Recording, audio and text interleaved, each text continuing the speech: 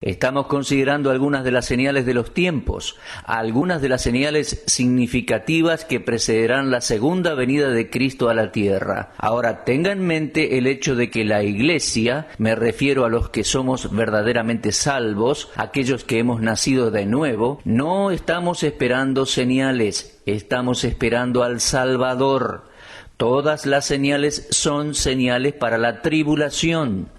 Durante el período de la tribulación, muchas personas serán salvas, y los creyentes en ese tiempo sabrán cuándo regresará el Señor Jesucristo a la tierra para establecer su reino milenial. Así que las señales están relacionadas con los creyentes durante el período de la tribulación.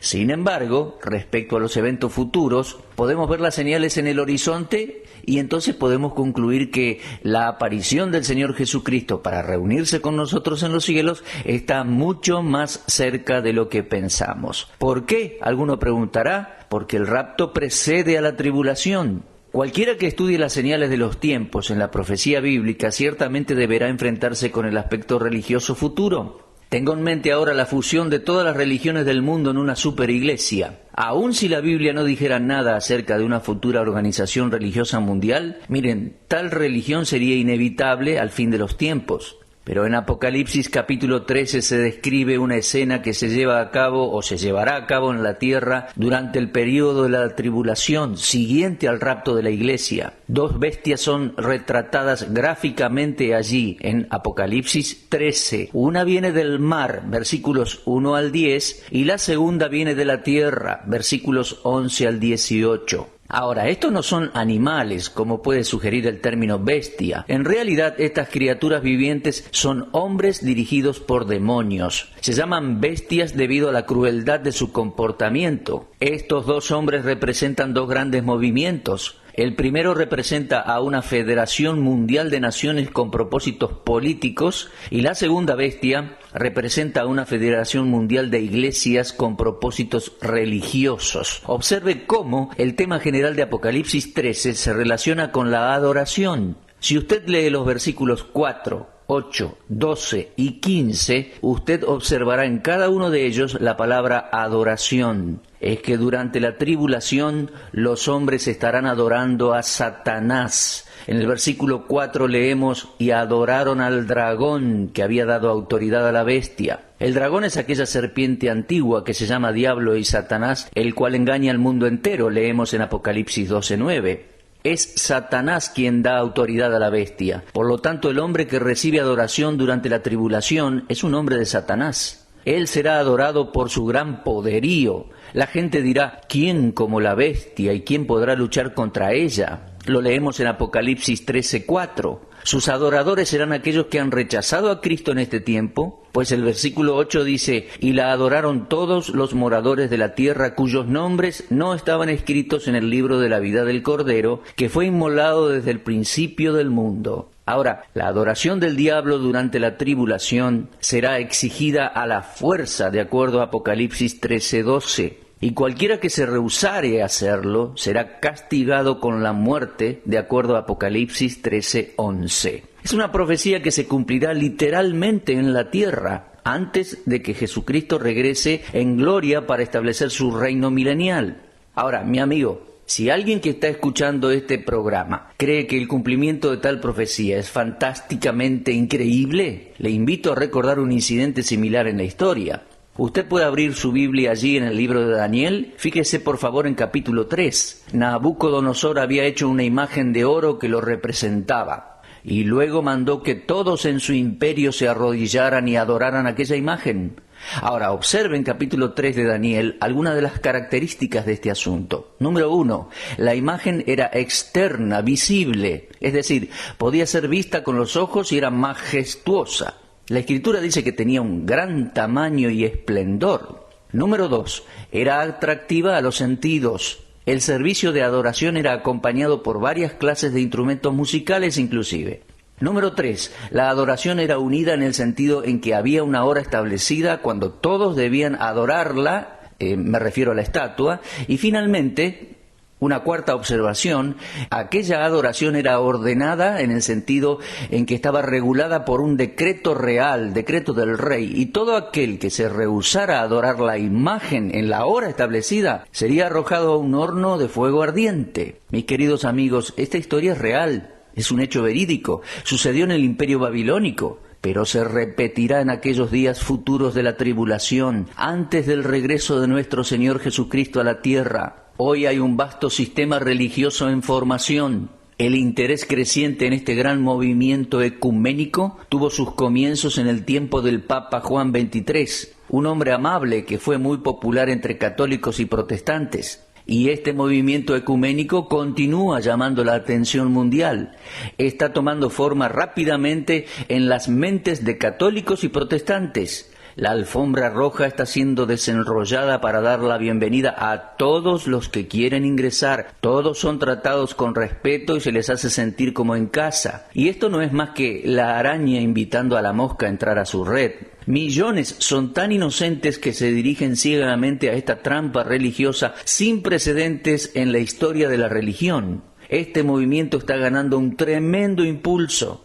Es difícil creer que aún Rusia, por ejemplo, envíe sus representantes al Vaticano. Millones de personas en la tierra vivirán para ver un pacto entre el mundo entero, el romanismo y este gran movimiento ecuménico. Será un pacto temporal, por supuesto, pero sin embargo uno muy real y muy significativo. Hay algunos movimientos audaces y temerarios en la actualidad. Regresando a la mitad de los años 60, había un anuncio que absolvía a los judíos de ser responsables de la muerte de Cristo. Era simplemente un movimiento para ganar judíos. Los líderes decían que la cristiandad debía compartir la culpa de la muerte de Cristo. Ahora, esta fue una maniobra inteligente, ya que trajo una respuesta favorable de parte de los líderes judíos en aquel entonces. Poco después de ese anuncio, el rabí Maurice Eisendrath, presidente de la Unión de las Congregaciones Hebreo-Americanas, exhortó a los judíos a prestar más atención a Jesús. Dijo que la razón de sus afirmaciones era la actitud del Vaticano. Él dijo en aquella oportunidad: nosotros los judíos por largo tiempo hemos clamado por este cambio indispensable de la diseminación oficial católica de los hechos y de la interpretación. Pero ¿qué pasaba con nuestras actitudes judías hacia la cristiandad, hacia Jesús especialmente? ¿Cuánto tiempo pasará hasta que podamos admitir que esta influencia fue beneficiosa, no solo para los paganos, sino también para los judíos de su tiempo? De este modo, este líder judío siguió la invitación que venía de los gentiles, y desde entonces los judíos y los gentiles se miran más favorablemente unos a otros en Estados Unidos y en diversos lugares del mundo. El resultado de esto es una mejor relación en lo concerniente a nuestra vida social. Pero esto no está en el plan de Dios para su pueblo, para aquellos que ya han sido verdaderamente salvos. Ahora bien, pensemos por estos días, ¿cuál es la actitud de los líderes protestantes hacia la Iglesia mundial?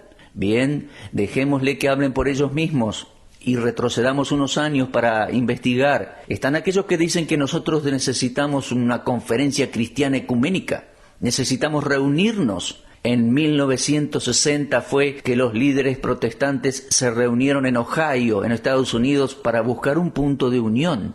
Un clérigo episcopal predijo que muchos episcopales deberían regresar a la Iglesia de Roma debido a un clima distinto en la Iglesia Católica Romana que la hacía más aceptable para cristianos de otra liturgia.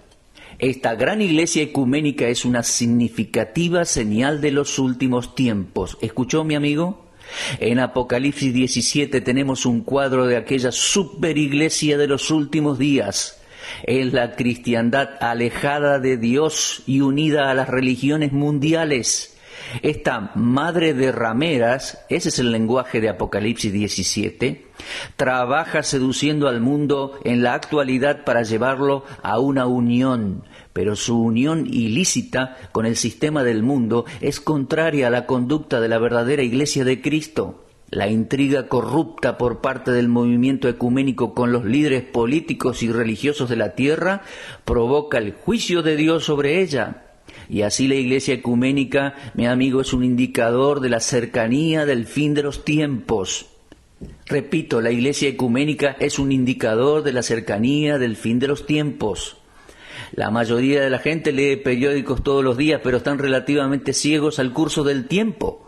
Unas pocas personas están impresionadas por el hecho de que nosotros estamos viviendo en tiempos sin paralelo y de que el mundo se está moviendo hacia alguna clase de clímax. Es el cristiano que estudia la Biblia, el único capaz de interpretar nuestros tiempos correctamente, mi amigo. Vamos a considerar otra señal más. Desde la Primera Guerra Mundial han existido rayos de esperanza para unir a los estados europeos. Al finalizar la Primera Guerra Mundial, Woodrow Wilson trató de llevar esto a cabo a través de la Liga de las Naciones, pero él murió sin llegar a ver su sueño cumplido. Luego el presidente Roosevelt y el primer ministro Churchill tenían ideas similares que querían llevarlas a cabo a través de la Carta Constitucional del Atlántico, con sus 4 libertades. Después, en 1957, un pacto económico fue firmado por 6 países europeos, estableciendo un mercado común que esperaban que los condujera a una unión de sus economías. Konrad Adenauer proclamó esta acción como el mayor paso hacia los Estados Unidos de Europa. Él dijo: las negociaciones para el mercado común llevaron 20 meses para completarse. Estas negociaciones fueron, sin embargo, el fruto de un plan que data desde fines de la Primera Guerra Mundial. En años recientes, el factor económico se ha convertido en uno de los principales asuntos de los gobiernos en el mundo. Hoy, como nunca antes, existe un gran esfuerzo hacia la unión de los países europeos. Un periodista de Washington predijo que dentro de pocos años seremos testigos del nacimiento de los nuevos Estados Unidos de Europa. Un economista alemán dijo: no se equivoquen al respecto, no estamos en economía, estamos en política, estamos construyendo los Estados Unidos de Europa. Hoy en día estamos ante la Unión Europea y proféticamente nos movemos hacia un Estado Unido Europeo, pero eso ya estaba en Daniel capítulo 2. En aquella visión, Nabucodonosor tuvo una vista profética de los tiempos de los gentiles. La imagen multimetálica, podríamos llamarla así, representaba a las naciones. Usted puede leer esto en Daniel capítulo 2. La cabeza de oro de aquella estatua se refería a Babilonia, los brazos de plata al imperio medo-persa, los muslos de bronce representaban al imperio greco-macedonio y las piernas de hierro representaban a Roma. Ahora, si usted observa ese estudio en Daniel capítulo 2, verá que no hay referencia a un quinto imperio mundial. Roma nunca ha sido totalmente destruida. La historia no contiene ningún registro de ningún reino que haya vencido al imperio romano. Ningún enemigo exterior destruyó a Roma. Roma cayó debido a que era moralmente corrupta en su interior. Usted puede leer esto en el clásico de Gibbons, La caída del imperio romano. Ahora, los 10 dedos de la imagen de Nabucodonosor en Daniel 2 son sinónimos de los 10 cuernos en la revelación dada a Daniel en capítulo 7 de su libro y versículo 7. Y estos a su vez son sinónimos de los 10 reinos de Apocalipsis 13, versículo 1 y Apocalipsis 17, versículo 12. Estas son cabezas de una unión final de naciones que emerge del antiguo imperio romano.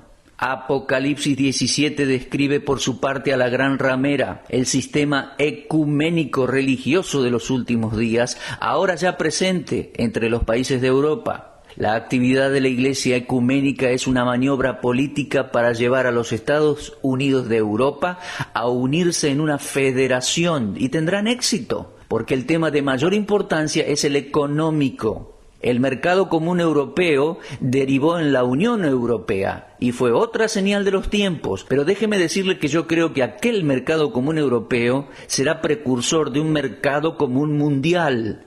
Yo veo un significado profético en ese mercado. Es a esto a lo que hago referencia con la frase «la señal del mercado», un indicador de la cercanía del fin del siglo. He dicho muchas veces que el Señor Jesucristo puede venir en cualquier momento para llevar su iglesia. Y déjeme repetirle, la señal del mercado es otro indicador de que el rapto puede suceder muy pronto. Inmediatamente siguiendo al rapto de la iglesia, el hombre de pecado, el anticristo, surgirá en el mundo. Él será el anticristo, el hombre de Satanás, el único hombre que será capaz de reunir nuevamente a toda Europa y el mundo. Él se convertirá en un dictador mundial durante la segunda mitad de la gran tribulación. y todo el sistema económico del mundo estará bajo su control. Lo podemos leer en Apocalipsis 13, versículos 16 y 17. Dice así: hará que todos, grandes, pequeños, ricos y pobres, libres y esclavos, se les ponga una marca en la mano derecha o en la frente, y que ninguno pueda comprar ni vender, sino el que tenga la marca o el nombre de la bestia o el número de su nombre. Piensen en ello, queridos amigos. Ni siquiera las necesidades básicas de la vida podrán ser adquiridas o vendidas en aquellos días sin la necesaria identificación, a menos que el comprador y el vendedor adoren a esta persona cruel. ¿Sabe? En nuestros tiempos la gente ya no duda que en corto plazo habrá un hombre que pueda controlar los mercados del mundo. Y cuando un hombre que dé evidencias de poseer una gran fuerza económica aparezca en la escena mundial, bueno, ese hombre será aceptado. La gente tiene que comer y más, y las masas están buscando al hombre que pueda alimentarlas. La gente tiene que viajar y hay escasez de gasolina, se encarece el petróleo y más la gente buscará al hombre que pueda prometerles el combustible necesario para viajar. La gente necesita casas para vivir y etcétera, etcétera. Y ellos están buscando a aquellos constructores que puedan producir sus casas. Ahora, cuando el hombre de pecado aparezca en la escena mundial, la Federación de los 10 Reinos necesitará poca persuasión para unir su poder a este hombre. Ahora, ¿cuán pronto alcanzará la profecía su cumplimiento? Solo el Señor conoce la respuesta. Pero las señales son verdaderamente visibles ya. Paralelo a esto, una iglesia mundial aparece desde hace tiempo en la mente de los hombres. Hoy más que en cualquier otro tiempo de la historia, existe una tendencia popular ya respecto a la religión que ha estado creciendo rápidamente durante el siglo XX y ya entrando el siglo XXI. Y esto debido en gran medida a los esfuerzos de concilios mundiales de iglesias, movimientos ecuménicos y grandes movimientos de los últimos grandes papas ecuménicos. Hoy podemos observar también una tendencia hacia la actividad religiosa. Ahora, esto no debe sorprendernos. La Biblia predice exactamente lo mismo. La Iglesia Mundial Común, como la tendencia al mercado común en distintos lugares del mundo, es un indicador de la cercanía del fin de los tiempos. Por lo tanto, no nos sorprendamos de la creciente popularidad a escala internacional de estos grandes movimientos religiosos. Los líderes eclesiásticos que representan cada denominación, incluyendo a la Iglesia Ortodoxa rusa, están interesándose intensamente en esta unidad.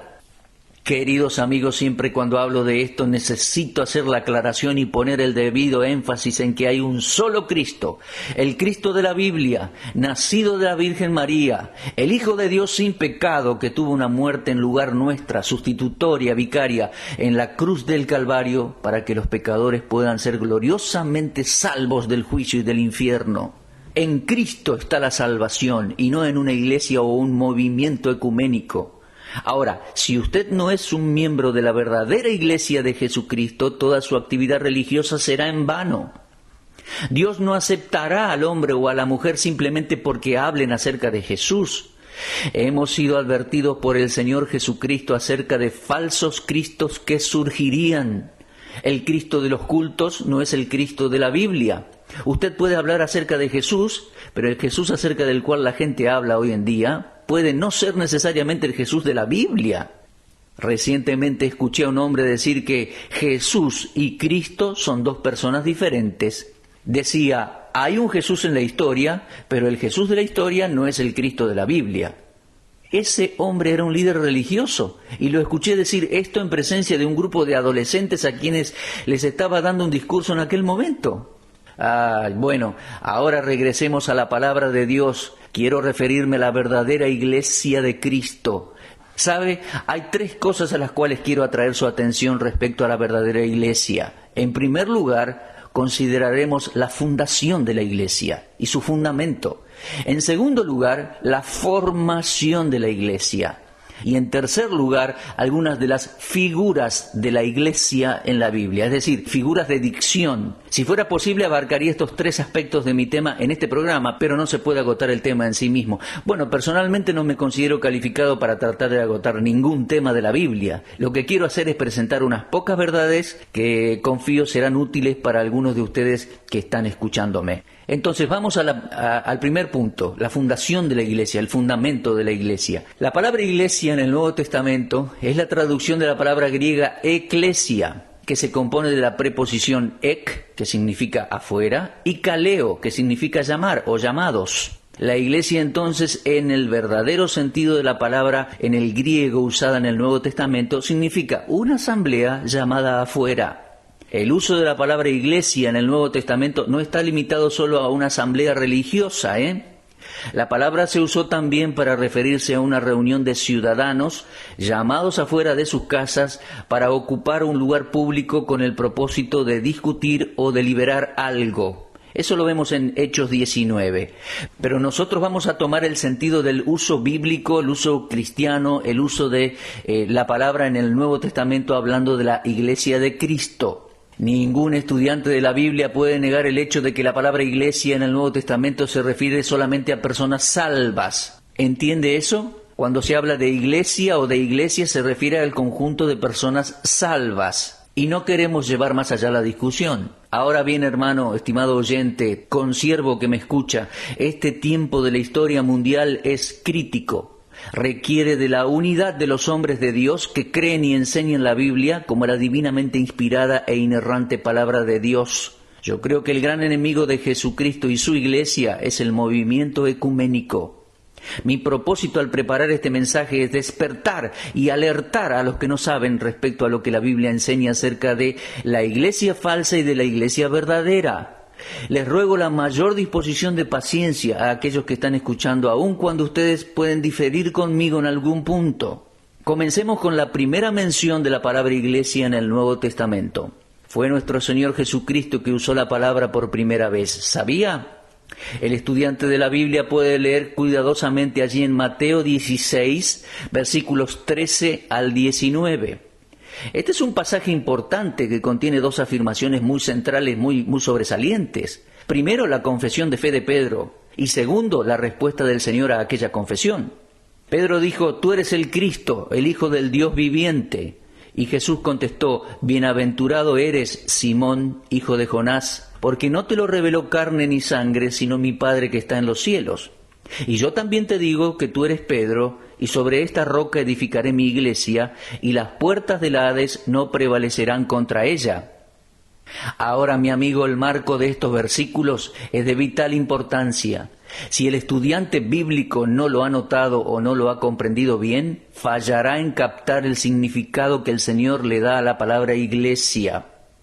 El Señor Jesucristo había llegado a su propio pueblo, la nación de Israel, con el propósito de ofrecerles el reino anunciado por los profetas del Antiguo Testamento. En principio el mensaje fue predicado a la nación por su precursor, luego por el Señor mismo y después por sus discípulos. Y en principio el mensaje fue este: arrepentíos porque el reino de los cielos se ha acercado. Pero observe con cuidado que su mensaje era solo para Israel y no para las demás personas, no para los gentiles. Usted puede leer con cuidado Mateo 10, versículos 5 al 10. Si usted lee estos versículos cuidadosamente, observará que esta comisión, es decir, que el Señor envió a sus discípulos a predicar, no es para la iglesia en este tiempo. Él dijo: en aquel momento, por camino de gentiles no vayáis, sino id antes a las ovejas perdidas de la casa de Israel. Ahora, en el desarrollo de los acontecimientos, cuando fue evidente para todos aquellos judíos que ellos no aceptarían su ofrecimiento del reino, hecho que Cristo ya conocía de antemano, entonces el Señor comenzó a revelar un secreto, una verdad que hasta entonces no había sido revelada. Era el misterio de la iglesia, la cual es su cuerpo. Podemos volver allí a Mateo 16 y inmediatamente el Señor va a hablar de su crucifixión. Sí, porque su rechazo por parte de los judíos fue seguido por su crucifixión y Él todavía hoy es el rey rechazado por su nación, todavía hoy.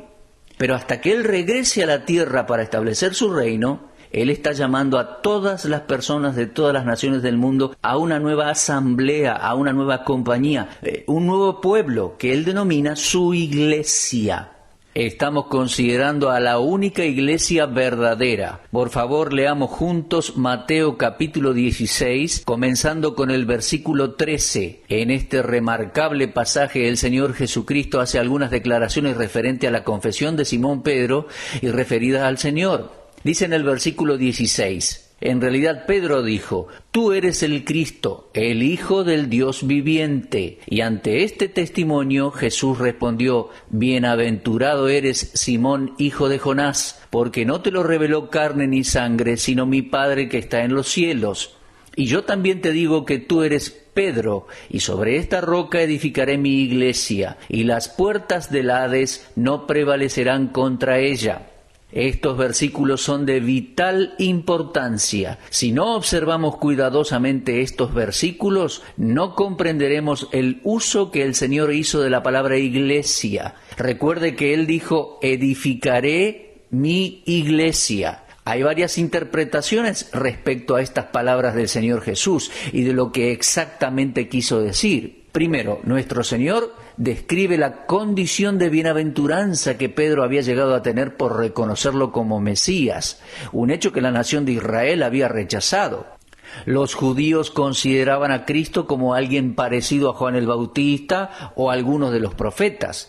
Pero Pedro reconoció en él al Hijo de Dios, al Mesías, el Hijo del Dios viviente. Pedro había descubierto en Jesús lo que Dios el Padre intentaba que todos los hombres vieran en su Hijo. Por eso Pedro recibió la bienaventuranza, la cual pertenece a todos aquellos que hagan el mismo descubrimiento que Pedro. Cuando usted reconoce el señorío y la deidad del Señor Jesucristo, es entonces que la bendición vendrá sobre usted, no por una simple comprensión mental o fe intelectual, sino acompañada con una confianza que viene de corazón, viene del corazón. Pedro y el resto de los discípulos estaban ahora listos para recibir la revelación de nuestro Señor concerniente a su iglesia. Por lo tanto, Cristo continuó con estas palabras, tú eres Pedro y sobre esta roca edificaré mi iglesia. La palabra griega para Pedro es Petros, que significa una piedra pequeña. En sustancia, Jesús le estaba diciendo, ahora tú eres una pequeña piedra, Pedro, tú eres un fragmento de la roca original, tal como te lo dije antes. Tú eres Simón, hijo de Jonás, tú serás llamado Cefas. Cefas significaba piedra y usted puede encontrar esta referencia en Juan 1:42. Aquí en Cesarea de Filipos, Cefas recibió su nuevo nombre convirtiéndose en una nueva piedra pequeña. Y Pedro comprendió que con tales piedras vivas, Cristo edificaría su iglesia. Porque como vocero del grupo de los discípulos, Pedro vio cómo muchas piedras vivas eran añadidas a la iglesia. Más tarde, en su primera carta, en su primera epístola, Pedro lo escribió. Dijo, vosotros también, como piedras vivas, sed edificados como casa espiritual y sacerdocio santo, para ofrecer sacrificios espirituales aceptables a Dios por medio de Jesucristo. Continuemos ahora observando el texto. Tú eres Pedro, y sobre esta roca edificaré mi iglesia. Aquí la palabra griega para roca no es la misma que la otra palabra. Aquí es Petra, que significa roca grande, algo más sustancial que una pequeña roca. Cristo le estaba diciendo a Pedro, Pedro, tú eres una pequeña roca, pero sobre esta roca grande edificaré mi iglesia. El doctor Dehaene, con quien tuve una rica amistad por muchos años, observó una característica en el versículo. Él decía, antes de la palabra Petra o piedra grande, el artículo definido se usa indicando que hay una sola piedra grande. Pero antes de la palabra Petros, que significa piedra pequeña, no se usó ningún artículo, lo cual indica que Pedro no era la única piedra pequeña, sino que él era una de muchas otras piedras pequeñas. Ahora, ¿quién es la roca base sobre la cual se construirá la iglesia de Cristo? Ciertamente no es Pedro. Si Pedro fuera el fundamento, nuestro Señor Jesucristo le hubiera dicho, tú eres Pedro y sobre ti edificaré mi iglesia. Pero Jesús no dijo esto ni tampoco se refirió mucho más al asunto. Aquí la roca no puede referirse a ningún otro más, sino a Cristo mismo. El apóstol Pablo dijo sinceramente en 1 Corintios 10:4, y la roca era Cristo. Escribiendo en la misma epístola, Pablo incluyó estas palabras en 1 Corintios 3:11. Él dijo, porque nadie puede poner otro fundamento, roca fundamental es eso, que el que está puesto, el cual es Cristo. Pedro nunca dijo que él era la roca sobre la cual se construiría la iglesia. Y más aún, este mismo apóstol escribió exactamente lo que el Espíritu Santo le dijo que escribiera en su primera carta. Obsérvelo, por favor. Primera de Pedro, capítulo 2, comenzando con el versículo 6, dice, por lo cual también contiene la Escritura, he aquí pongo en Sión la piedra principal del ángulo, escogida y preciosa, y el que creyere en ella no será avergonzado. Para vosotros, pues, los que creéis, Él es precioso, pero para los que no creen, la piedra que los edificadores desecharon ha venido a ser la cabeza del ángulo, y piedra de tropiezo y roca que hace caer, porque tropiezan en la palabra siendo desobedientes, a lo cual fueron también destinados. Ahora bien, Pedro y el resto de aquellos discípulos a quienes Jesús habló en aquella oportunidad eran judíos, y judíos que conocían las Escrituras en hebreo. Ellos podrían llegar solo a una conclusión, que esta figura de dicción, la roca, era también un símbolo de la deidad de Cristo, puesto que esto estaba establecido claramente varias veces en el Antiguo Testamento. Tome nota, por favor, en Deuteronomio 32, versículos 4, 15, 18 y 31. Segundo libro de Samuel, capítulo 22, versículos 2, 32 y 47. En el Salmo 18 y versículo 2. En el Salmo 61, 2 y en el Salmo 62, 2. Cualquier iglesia construida sobre un fundamento que no sea el Señor Jesucristo no es la verdadera iglesia. Ahora, regresemos al texto que contiene la primera mención de la palabra iglesia allá en Mateo 16. Y continuando, en versículo 18, el Señor dijo, y las puertas del Hades no prevalecerán contra ella. La palabra Hades aquí corresponde a la palabra hebrea Seol en el Antiguo Testamento.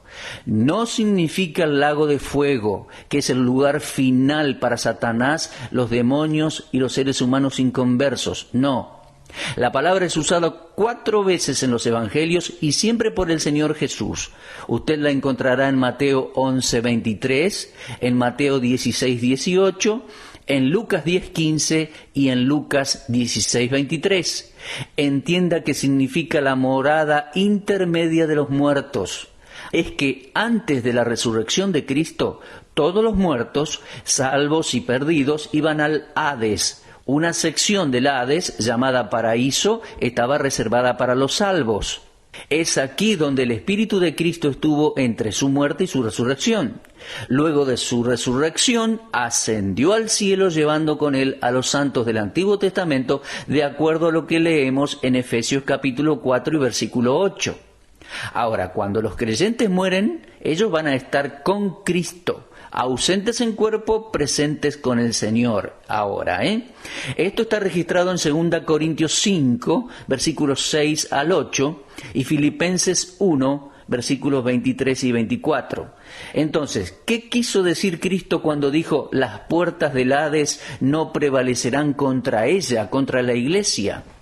No quiso decir lo que comúnmente se piensa, que la iglesia triunfará sobre el diablo y el mal en la tierra. No, en primer lugar, ni el diablo ni los demonios están en el Hades. Yo creo que nuestro Señor estaba enseñando que la muerte nunca puede vencer su iglesia. Cristo es la cabeza viviente de la iglesia y ésta nunca puede morir. A los miembros individuales de su iglesia se les prometió perpetuidad por medio de la resurrección. La iglesia de Cristo es una iglesia permanente. Las iglesias locales han sido levantadas y han muerto. Se levantaron denominaciones y luego murieron. La iglesia ecuménica emergente está condenada a muerte y desaparecer. Pero la iglesia de nuestro Señor Jesucristo vivirá por siempre. El Señor Jesús concluyó el Sermón del Monte con una solemne advertencia. Sus palabras no estaban dirigidas a su iglesia porque la misma no había sido aún fundada. Ciertamente se aplica muy definidamente a cada ser humano, a cada individuo.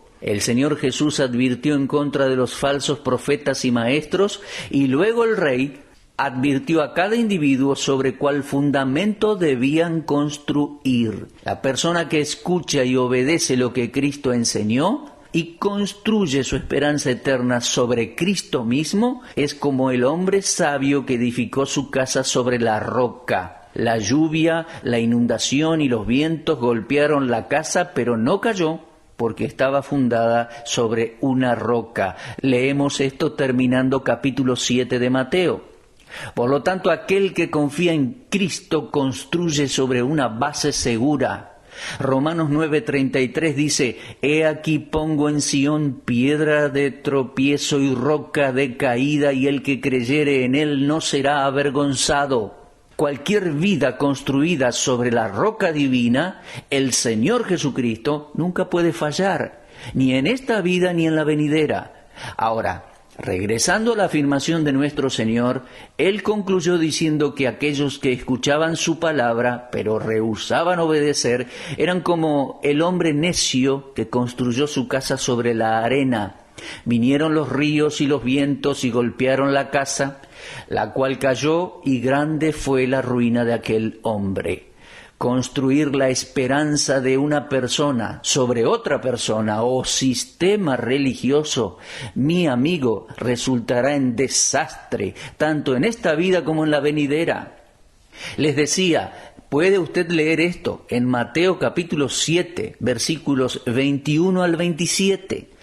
Los judíos que lo escuchaban nunca antes habían oído una enseñanza como esta. Si ellos hubiesen escuchado sus palabras y lo hubiesen recibido, habrían sido salvos.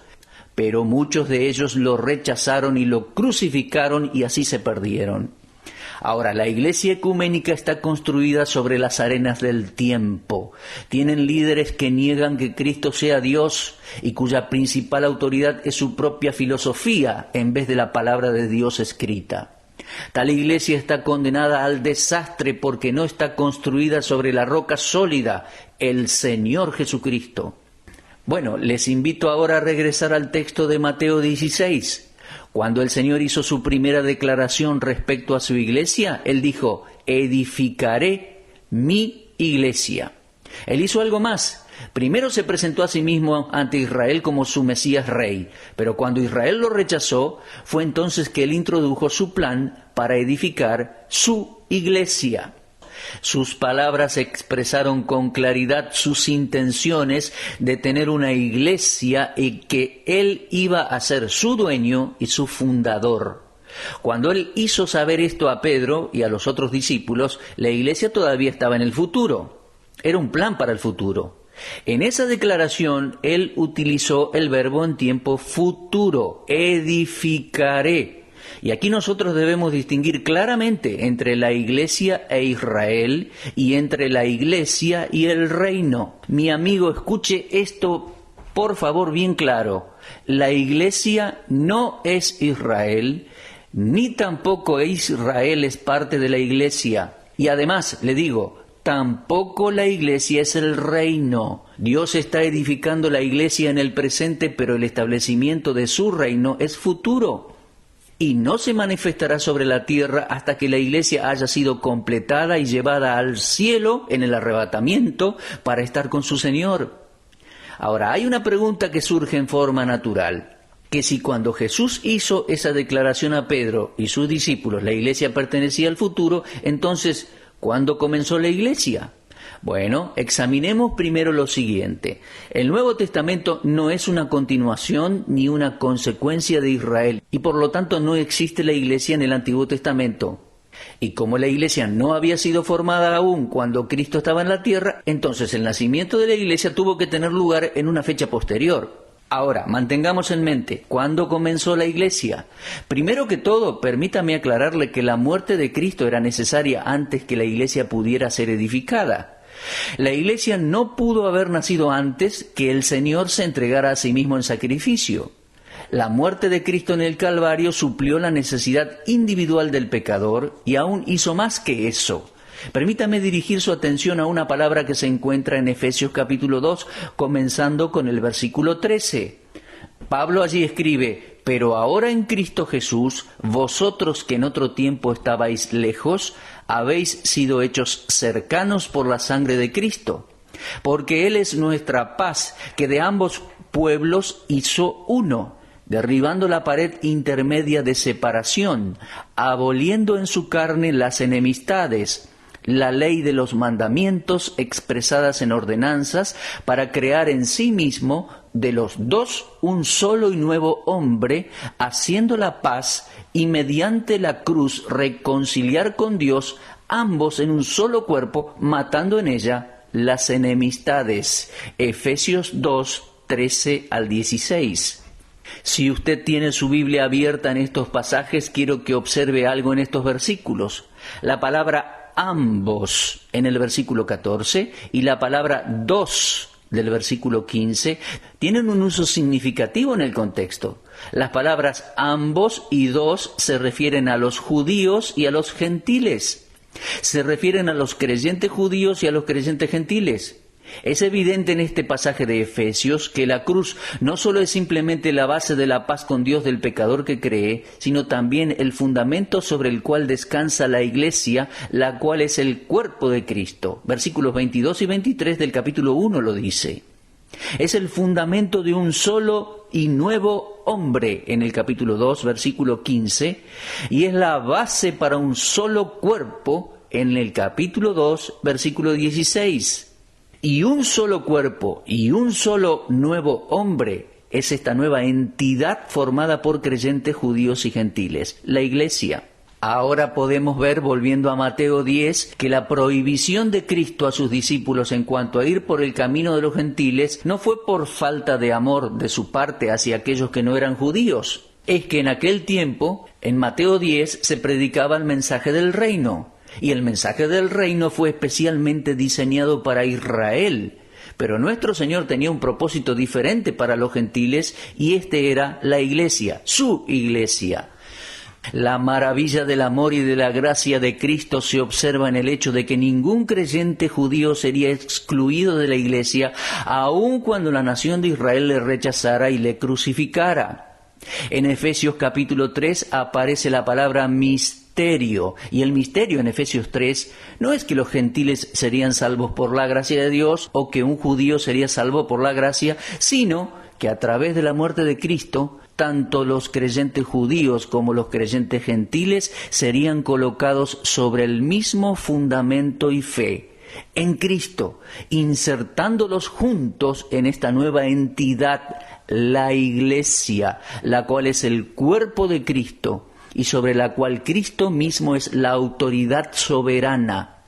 Esta no podía ser formada antes de que Cristo muriera, porque es precisamente la Iglesia de Dios que Él había comprado con su propia sangre, de acuerdo a Hechos 20:28. Dicho sea de paso, una iglesia comprada a tal precio demanda el más alto cuidado por parte de sus miembros y sobreveedores. El punto que estoy enfatizando aquí es que la muerte de nuestro Señor Jesucristo era absolutamente esencial antes de que la iglesia pudiera tener su comienzo. Ahora bien, la muerte de Cristo no solo era importante para la formación y fundación de la Iglesia, sino que la resurrección de Cristo también era necesaria. En el plan del Dios Trino para salvar a los pecadores, la resurrección de Cristo era una parte imprescindible. Cuando Jesús dijo, edificaré mi iglesia, continuó con el anuncio de su muerte y su resurrección. Lo podemos leer allí en Mateo 16. Pues leemos así a partir del versículo 21. Desde entonces comenzó Jesús a declarar a sus discípulos que le era necesario ir a Jerusalén y padecer mucho de los ancianos, de los principales sacerdotes y de los escribas, y ser muerto y resucitar al tercer día. La resurrección de Cristo entonces era una parte necesaria para su evangelio de salvación. Y como la iglesia de Cristo es un organismo viviente, no habría iglesia hasta que Él se levantara de entre los muertos para proveerle a ella su propia vida resucitada. La iglesia debe tener una cabeza viviente para poder sobrevivir. La muerte, resurrección y el ministerio intercesor presente de nuestro Señor Jesucristo son el secreto de la supervivencia y la fuerza de la Iglesia. Ahora, la muerte y resurrección de Cristo eran esenciales entonces para la Iglesia, pero igualmente esencial era el descenso del Espíritu Santo. Cuando Jesús habló de su regreso al cielo, en Juan capítulo 14, Él prometió enviar al Espíritu Santo como su vicario. El vicario debe hablar y actuar con la misma autoridad y poder que tiene a quien Él representa. Ahora bien, usted habrá notado que en la actualidad existen iglesias que han reclamado esta autoridad y han colocado este poder sobre hombres y aún han designado a ciertos hombres como vicarios de Cristo sobre la tierra, pero muchos de ellos incluso con una mala conducta. Los registros históricos de la inmoralidad de algunos de estos líderes nos demuestran que Jesucristo nunca confiaría su iglesia en las manos de ningún hombre. Mi amigo, la iglesia, corporativamente, y los miembros individualmente necesitan dirección divina, la cual viene del Espíritu Santo a través de la palabra de Dios, la Biblia. Las palabras de despedida del Señor a sus discípulos fueron: «He aquí yo enviaré la promesa del Padre sobre vosotros, pero quedaos vosotros en la ciudad de Jerusalén hasta que seáis investidos de poder desde lo alto». Eso lo podemos leer en Lucas 24:49. La iglesia es la habitación de Dios a través del Espíritu Santo. De acuerdo a Efesios 2:22, no habría iglesia hasta que el Espíritu Santo viniera. Bueno, entonces nos hacemos de nuevo la pregunta: ¿cuándo tuvo su comienzo la Iglesia de Cristo? Cualquier intento de contestar esta pregunta coloca al maestro en un terreno controversial, y me doy cuenta de esto, pero tengo que tratar de contestar la pregunta. Permítame intentar una respuesta diciendo esto: yo no creo que la Iglesia haya nacido antes de Pentecostés de Hechos 2. Pero ante el riesgo de ser rotulado como ultradispensacionalista, por algunos que conocen esa expresión, y discúlpenme aquellos que no entienden tal vez el término, quiero agregar que tampoco veo que la Iglesia haya sido completamente formada en Pentecostés de Hechos 2. En Hechos 1:6, los discípulos estaban todavía esperando el reino. Sus expectativas estaban basadas en la promesa de Cristo que 12 de ellos se sentarían en 12 tronos.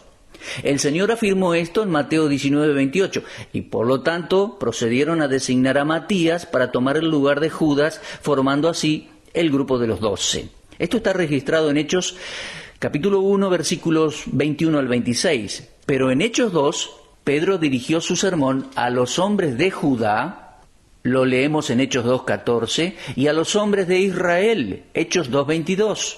Las personas presentes en aquella fiesta de Pentecostés eran todavía judíos, de acuerdo a Hechos 2:5, y muchos de ellos eran prosélitos del judaísmo, de acuerdo a Hechos 2:10. Parece bastante claro que aún en aquel tiempo los apóstoles no rompieron completamente con el judaísmo, al menos en sus conceptos y en sus mentes, porque continuaron adorando en el templo judío de acuerdo a Hechos 2:46 y a Hechos 3, versículos 1 al 11. Ahora, si Pentecostés fuera el modelo para la iglesia, entonces nosotros estaríamos adorando en templos judíos. Por favor, lea el segundo sermón de Pedro predicando en el templo y observe que también estaba dirigido a judíos.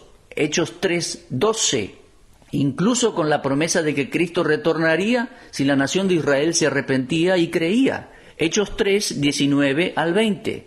Avanzando a Hechos 5, Jerusalén todavía era el centro de la bendición y Pedro estaba todavía apelando a Israel para que se arrepintiera y recibiera a Cristo como su Salvador para perdón de pecados. En Hechos 7, Esteban se dirige a los judíos en su revisión de la historia judía, les muestra cómo ellos no habían obedecido la palabra de Dios, sino que habían resistido al Espíritu Santo y asesinado a Jesucristo el justo. Y a causa de esta prédica ellos mataron a Esteban. Y este fue el último de los 3 asesinatos del Nuevo Testamento. Asesinato de hombres que habían desafiado a los judíos, enfrentándolos con su rechazo de Cristo y de su reino. El primero fue Juan el Bautista, el segundo fue Cristo mismo y el tercero fue Esteban. Con la muerte de Esteban, ellos resistieron al Espíritu Santo, quien había descendido en Pentecostés de Hechos 2. Y de esta manera ellos recibieron su última oportunidad para que la era de la Iglesia siguiera su curso y Cristo, en el futuro, regresara de nuevo a la tierra. La muerte de Esteban entonces marcó el fin del ofrecimiento del reino de parte de Dios a Israel. Les aclaro, continuaré con este estudio, pero antes de concluir quiero hacerle una pregunta. ¿Ha nacido usted de nuevo? ¿Es usted miembro de la verdadera Iglesia de Cristo? ¿Ha abierto su corazón para recibir al Señor Jesucristo como su Salvador y Señor? Si no lo ha hecho, entonces hágalo ahora mismo, mi amigo. La palabra de Dios dice, cree en el Señor Jesucristo y serás salvo. No importa a qué iglesia en la tierra pertenezca usted. Si usted nunca ha sido salvo, si usted nunca ha confiado en Cristo para la salvación de su alma, está perdido y sin esperanza. Su iglesia no puede salvarlo. No hay redención en ninguna denominación ni en ninguna sociedad religiosa. Usted debe tener una experiencia personal de fe en el Señor Jesucristo. Por lo tanto, confíe en el Salvador ahora mismo y Él le salvará de inmediato.